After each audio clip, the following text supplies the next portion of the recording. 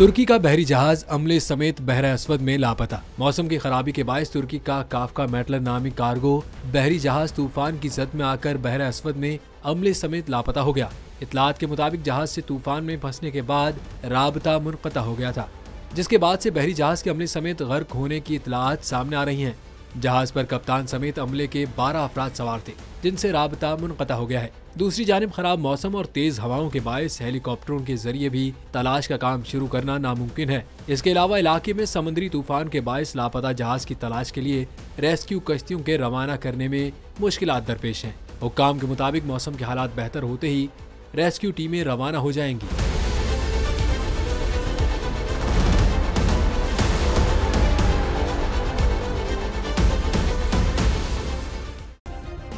Subscribe करें और bell दबाएं ताकि कोई खबर रह न जाए।